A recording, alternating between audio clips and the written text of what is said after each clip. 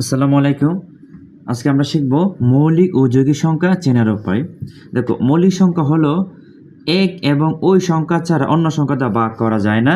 দেখো, আমি এক্সাম্পল হিসেবে বলি, এখানে ৭ আছে। ৭কে আমরা ১ দ্বারা ভাগ করতে পারি এবং ওই সংখ্যা ৭ দ্বারা ভাগ করতে পারি। দেখো, ১ ও ৭ আর কোন সংখ্যা দিয়ে এটাকে কি করা যায় না, ভাগ করা যায় না। তাহলে ওই সংখ্যাটা কি? মৌলিক সংখ্যা। এখন যৌগিক সংখ্যা কি? ১ এবং ওই সংখ্যা ছাড়া অন্য সংখ্যা দিয়েও ভাগ করা যায়, এটাকে বলে কি? যৌগিক সংখ্যা। এখন দেখো স্যার, ৯কে আমরা ১ দ্বারা ভাগ করতে পারি, 9কে আমরা ৩ দ্বারা ভাগ করতে পারি, 9কে আমরা ৯ দ্বারাও ভাগ করতে পারি। দেখো, তাহলে ১ ৩ ৯, তার মানে ৯ কি একটা যৌগিক সংখ্যা। তারপর আবার দেখো ১১। ১১ কি বলতো? মৌলিক সংখ্যা না যৌগিক সংখ্যা? ১১ একটা মৌলিক সংখ্যা। কেন?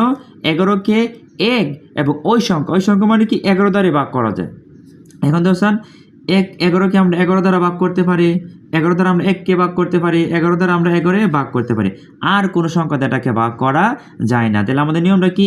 ১ এবং ওই সংখ্যা মানে যে সংখ্যাটা করবে ১১, এই সংখ্যাতে অন্য কোনো সংখ্যা দ্বারা ভাগ করা যায় না। এটাই কি সংখ্যা?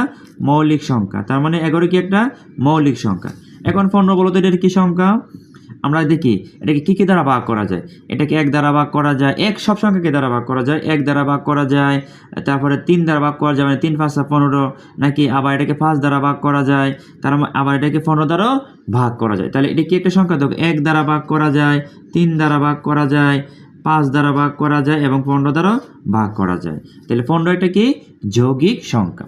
মোট কথা, মৌলিক সংখ্যা হলো ১ এবং ওই সংখ্যাটা ছাড়া অন্য কোনো সংখ্যা দ্বারা ভাগ করা যাবে না, এটা হচ্ছে মৌলিক সংখ্যা।